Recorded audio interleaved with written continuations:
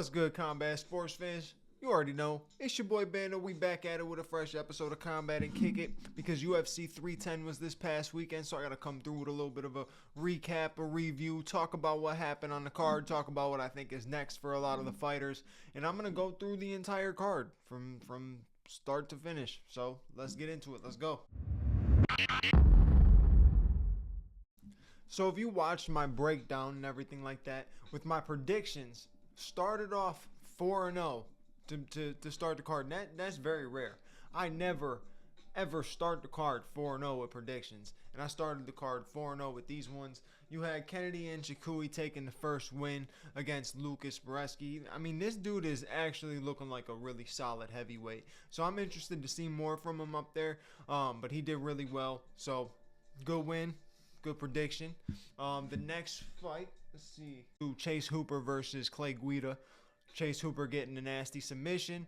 The dude is very slick when it comes to the jiu-jitsu game, so you got to be careful anytime you're on the ground with Chase Hooper. He doesn't look like the type of dude who can beat your ass. He doesn't look like the type of dude who's going to sub you, but he is that guy. So you got to be careful fighting Chase Hooper. He's continuously getting better. I'm definitely curious to see more from him. Now you got to start feeding him somebody, you know, not like a top 10er, but somebody that's a little bit more, you know, a little bit more of a name, a little bit more of a challenge, and see what he does. Let's see how he can grow in this division. It's very interesting to see.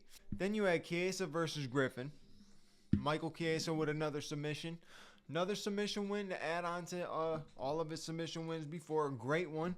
This was the first person to ever submit Max Griffin. Rear naked choke. You know, once Chiesa gets your back, it's extremely dangerous. Like, you can't play no games if he's got your back. You can't make no mistakes. You can't leave any opening at all. It's over with if Michael Chiesa gets your back.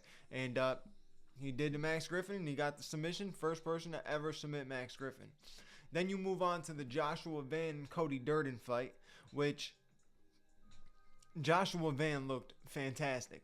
Fantastic. Was piecing Durden up, right? Durden, I give props to Cody Durden because he's game. He's game as it comes. He was very, very, you know, trying to still press forward, you know, being resilient, trying to press forward, trying to stay in the pocket and stuff like that. But Joshua Van was just getting out of the punches just enough and then getting back in the range to land his shots, and he was landing very heavy shots and was I mean, Cody Durden's face was messed up.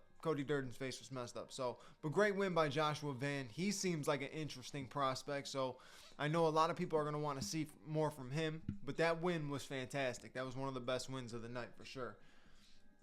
Then you got Chris Weidman and Eric Anders. You know, seemed like it was going. Obviously started off in Anders' favor. Didn't know why Anders started with the wrestling. When he started wrestling in the first round, I was kind of confused.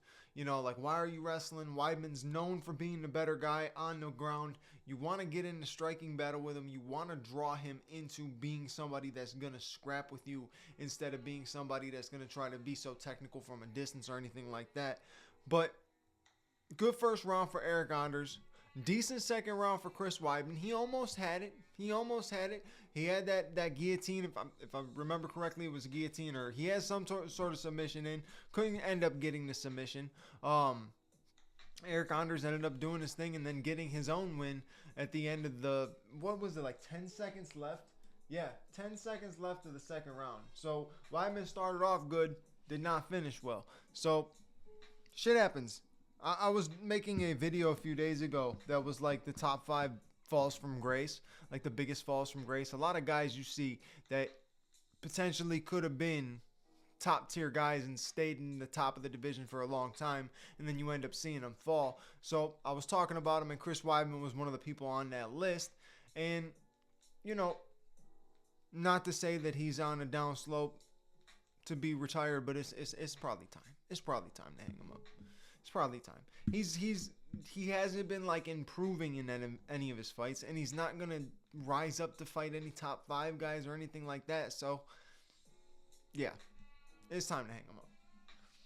On to the prelims. You had Brian Battle and Randy Brown. I was super excited for this fight, and it came out not lackluster, but I honestly had it favoring Randy Brown more than I did Brian Battle at the end of it all. I thought Randy Brown did land a better shot. I mean, Brian Battle did good. I mean, it could have gone either way. Um, but it wasn't the fight that I expected it to be. I expected it to be a slugfest war, back and forth, and it was pretty action packed, but not what I expected it to be. But good win for Bryan Battle because that continues him on. And it wasn't, like I said, it wasn't the greatest win, wasn't the best win or anything like that, wasn't explosive or fancy, but it's another win, and having a guy like Randy Brown under your belt as a win, that's a good one to have. So, good win by Bryan Battle. Then you move on to Evloev versus Aljamain Sterling. Now, I thought Aljo did really good. I do. I think the problem with Aljo is he wasn't strong. No, I'm not going to say that. He was strong enough because he was picking Mosvar up and slamming him. He was picking him up, slamming him. He was taking him down. He was doing really good on the wrestling. I'm pretty sure he was like 6 for 8 on the takedowns, and Mosvar was like 5 for 7 or 5 for 6 and 6 for 7. One of the two of those types of things. But either way, Aljo did good. I thought Aljo did good. I think his biggest issue was he wasn't active enough when it came to being on the ground. Mosvar Evloev was more active. He was going for the finish. He was doing more on the ground. You know how Aljo is when Aljo gets position. He kind of just lays in praise, and that's where it faulted him. His wrestling was good. He was doing good on getting the takedowns. He was good setting up. He was doing great with that, but not good at following up and actually doing what you need to do off of the takedowns. And I think Evloev just did a little bit better on that. But the fight was close. A lot of people do think Aljamain Sterling won. I still think it would go to Evloev. I think he just did just a bit more, but it was pretty close.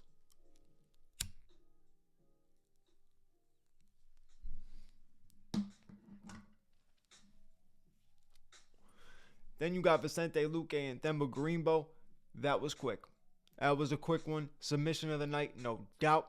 Great finish for Vicente Luque. It's a well-needed finish for Vicente Luque. Obviously, was supposed to be Nick Diaz in there, and that fight got canceled again for whatever reason. Themba Gorimbo stepped up, and unfortunately got submitted. You can't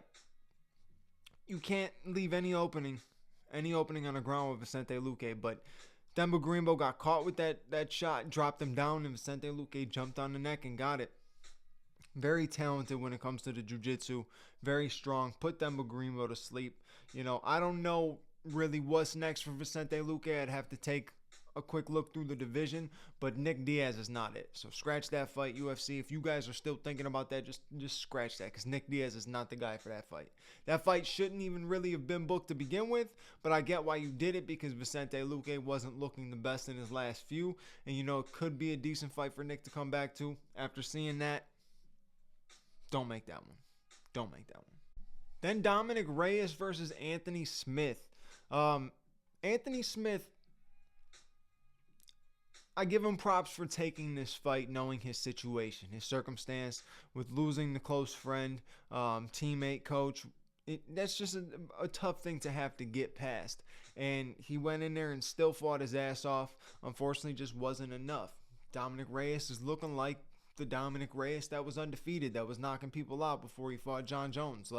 He's starting to look like that again. He was tagging Anthony up with some good shots. Anthony was trying to trade in there. I was seeing Anthony throw harder shots than I've ever seen him throw. A lot of times he just throws these little tapping hooks to kind of just set up, but he was throwing shots to hurt somebody, but he just didn't have enough.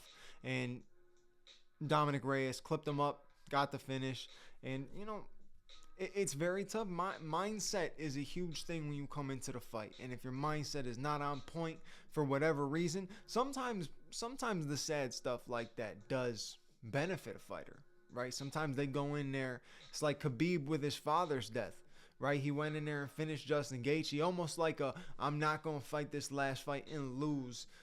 I got to win this last one for my father and then move on. Sometimes it benefits a guy. Sometimes it negatively affects them, right?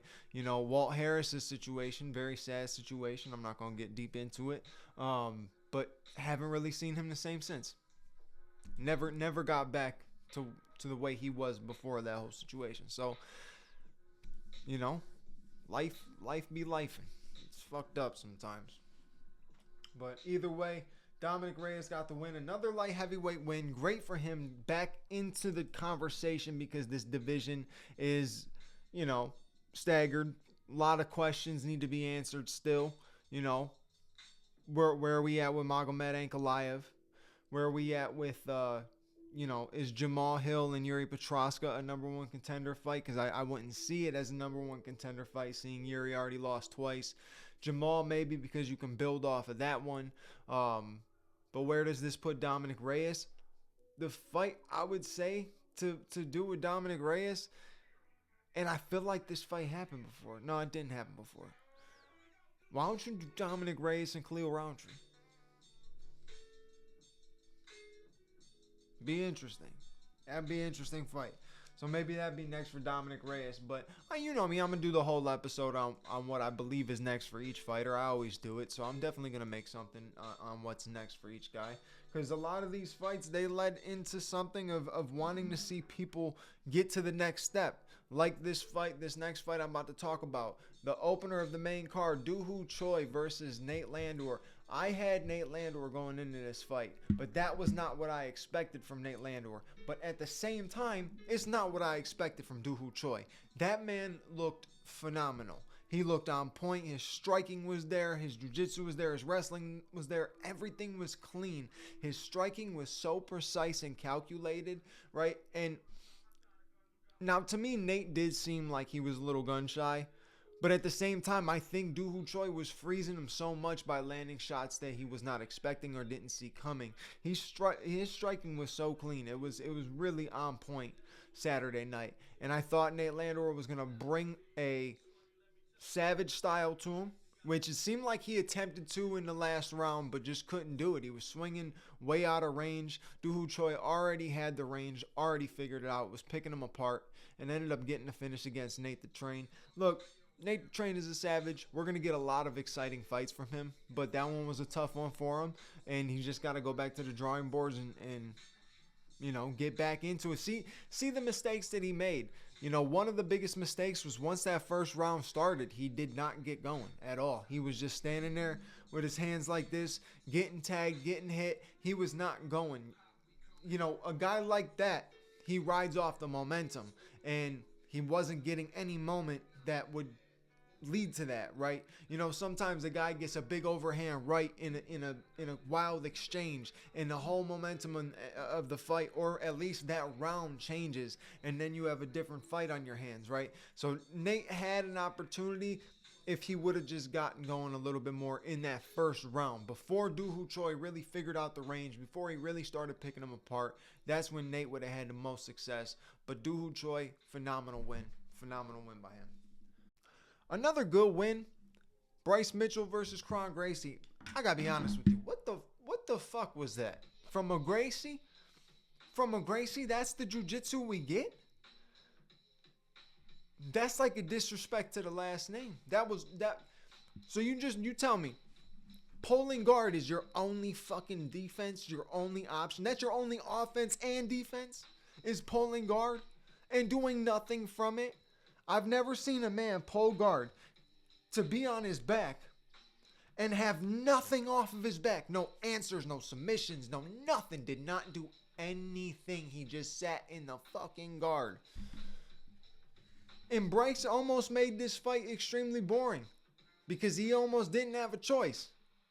But then that slam was the saving grace of that fight, because if that didn't happen, that would have been the most boring 3-round fight possible, because all Kron Gracie was doing was pulling guard. It was like watching Ryan Hall against Ilia Topuria, just kept freaking rolling, doing all those rollings, those Imanari rolls and stuff like that. Bro, just not it. Just was not it. And you don't expect that from a Gracie. I thought when he pulled guard the first time, I'm like, oh, okay, this is interesting. See what happens from here. Then I saw the base that Bryce Mitchell had. Obviously, that wrestling base, it was more, weight related. He kind of makes you carry the weight on top of you. You know what I mean? I don't know why I'm explaining it. You should already know, but he's on top, right? And the wrestlers kind of suffocate. That's the word I'm looking for. Suffocate. They kind of suffocate. And he was kind of suffocating anything Kron could do. But Kron had opportunities and could not capitalize on any of them. He got the one arm bar. That was it. That was his only opportunity. That was his only chance. Pitiful performance, but great knockout by Bryce Mitchell. Not pitiful performance by Bryce Mitchell. Pitiful performance by Kron Gracie. Now you got Cyril Gane and Volkov. Robbery. Yo, Volkov won that fight. Volkov won that fight. Not only did he land the heavier shots, he was much more aggressive. More work with the ground. Even though Cyril Gane did get that takedown, right? That was a good takedown. Cyril Gane shooting, he looked better on the ground than he's ever looked. But Volkov won that fight, man. Volkov won that fight. You can't tell me that Cyril... I mean, the second round was tight. It was a tight second round. But that third round easily went to Volkov. So that was 1-3 to Volkov, 2 to Cyril Gane. You know what's wild? I'm pretty sure the judges scored it the exact opposite. You can't do that. You can't do that in a heavyweight division when you have so much going on, right? You got John Jones. We don't know what's next with John Jones. You have an interim champion with Tom Aspinall that you're not sure what's next for him. Tom Aspinall's already beat Volkov, but Volkov needs to make a statement, and that was his statement. He looked fantastic, and Cyril Gane looked good too. Gane looked great too. That was probably fight of the night in my opinion. That fight was really good. It was back and forth. It was a high-paced fight for heavyweights that you don't usually get, and two guys that are really well when it comes to the striking. They're well-rounded when it comes to the striking. And the ground game was interesting, but I do think Volkov took it. I think Volkov landed the more powerful shots. He was more aggressive. His groundwork was better. I also think that third round was him, and I don't know. I'm not the judge, but 96% of fight fans last night were pretty pissed off with that decision. So, should have been Volkov, but it is what it is. Then you go to Shavkat and Ian Machado Gary. It showed that Shavkat is human. He went from that 100% finish rate to not getting a finish at all. Ian Gary did very well with the takedown defense. There was moments where Shavkat was basically just holding up against the cage. Had nothing for it, just was holding up against the cage. You know, he didn't show anything that was crazy impressive. I think Ian showed more impressive things, you know, defending the strengths of Shavkat. Because that's basically what he was doing in that fight. He was defending the strengths of Shavkat. And he caught him with some decent shots, and Shavkat caught him with some decent shots. But the hype always can really steer you wrong when it comes to these fighters. You know what I mean? Like, you're talking about a guy who was, I want to say, 18-0, 17-0 coming into this fight, and all finishes. People really, really are going to hype that up. How do you not hype that up? You're going to hype that up. And then once he gets to the fight, you expect so much more, and you don't get that, and you're disappointed. People are trying to call him a flop and saying he got exposed, and he's this. Bro, it was a fight that Ian Machado Gary came prepared for, right? Took the fight on short notice, made it a decent fight. Wasn't very exciting, but made it a decent fight, and showed that Shavkat's human, which it showed a lot of people in the division Shavkat's weaknesses, right? And Ian Gary now knows his own weaknesses that he could work on to get better and end up moving up the division. Him and Leon Edwards would be a fantastic fight. It might be very slow. Actually, it probably would suck. Let me be honest. That would fucking blow. It would be a slow-ass fight unless Ian Gary was the one pushing the pace. Because Leon, for some reason, just never wants to get going. That man should be an absolute savage and should be knocking everybody out in a division. But instead, he just doesn't throw strikes. Tyron Woodley 2.0. On to the main event. Pantoja did exactly what Pantoja was supposed to do. Now, Kai Asakura came in, tried do what he normally does. Obviously, the rule sets were a little bit different, so ground game is going to be a lot different. But I just believe that Pantoja's levels ahead when it comes to the ground game than Kai Asakura is. And if the fight would have stayed striking, stayed standing, maybe a difference. But the way that Pantoja hopped on the back and got that choke, quick. But now we have a new guy, Kaya Sakura, in the division to talk about, that we can see fight other guys in the division to help, either elevate himself or elevate other people. We might end up seeing this fight again in the future. It only takes 1 or 2 fights in that division to bounce back. Maybe you can get Kaya Sakura versus Kai Kara France. You can get Kaya Sakura versus Steve Ursag. You keep him up in the top conversation. The man is still a former, 2-time champion. So you might as well get him up against some guys that have been in the top 5, some guys that have been fighting for the belt. Maybe even the next fight could be Amir Albazi. We'll see what happens. But that's it for my breakdown. It was a very, very average fight card. For it to be as stacked as it was pretty average. I would say fight of the night was Gan Volkov. Submission of the night was Vicente Luque. Performance of the night, Doo Ho Choi. Yeah, I don't know why I didn't.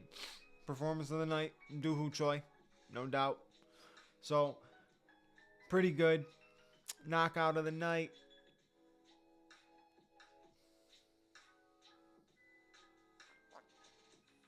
Was there even a dope knockout? Probably Bryce Mitchell's knockout. Just because the way it was. That's probably knockout of the night. So, that's it for this episode. I feel like this episode was trash. Maybe it might not be, but I feel like I'm just rambling, not really talking about much. I got to get better with these episodes. I got to get more detailed. I just got to do better, but just continue to support, because I promise this is just the beginning. This is still only the beginning. So just do me a favor, like, comment, subscribe, hit the bell notification button so you know when the next episode is out. And I'll catch you on the next episode. Your boy Bando is out. Peace.